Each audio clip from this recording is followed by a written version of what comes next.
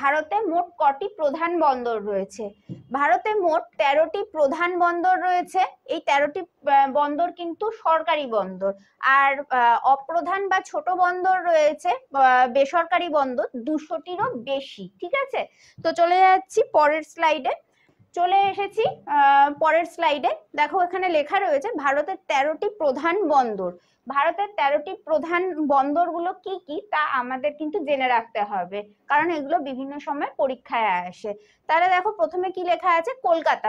কলকাতা বন্দর কোথায় রয়েছে? পশ্চিমবঙ্গে। হ্যাঁ, কলকাতা বন্দরের সঙ্গে সঙ্গে রয়েছে হলদিয়া বন্দর। তাহলে কলকাতা এবং হলদিয়া এই দুটো বন্দরই কিন্তু রয়েছে পশ্চিমবঙ্গের ভেতরে। এখানে আরো আর একটি বন্দর আছে, সেটি হচ্ছে হলদিয়া। এই দুটি ওয়েস্ট বেঙ্গলের মধ্যে পড়ছে।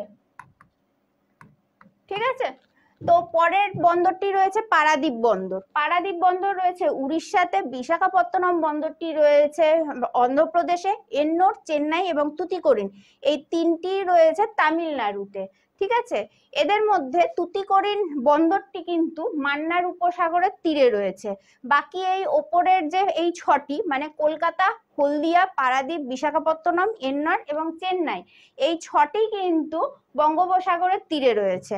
তো এরপর যে বন্দরটি রয়েছে কোচিন। কোচিন কিন্তু কেরালাতে রয়েছে এবং আরব সাগরের তীরে রয়েছে। নিউ ম্যাঙ্গালোর রয়েছে কর্ণাটকে। মার্মাগাঁও রয়েছে গোয়াতে। মুম্বাই রয়েছে মহারাষ্ট্রে। জওহরলাল নেহেরু রয়েছে নাভি মুম্বাই মানে মহারাষ্ট্রতে। কান্ডালা রয়েছে গুজরাটে। আর পোর্ট ব্লেয়ার হচ্ছে আন্দামান দ্বীপপুঞ্জ। ঠিক আছে, তো এদের মধ্যে সব থেকে বড় কোস্টাল লাইন হচ্ছে কান্ডালা বন্দরের। কত কিলোমিটার? 1600 কিলোমিটার। এটা মনে রাখতে হবে। আর সব থেকে কম কোস্টাল লাইন রয়েছে মার্মাগাঁও বন্দরের। মার্মাগাঁও বন্দর কোথায় রয়েছে? গোয়ায় রয়েছে। এবং কোস্টাল লাইন হচ্ছে 101 কিলোমিটার। কেমন? আর আমাদের কলকাতার যে কোস্টাল এরিয়া সেটা হচ্ছে 210 কিলোমিটার। এটাও মনে রাখতে হবে।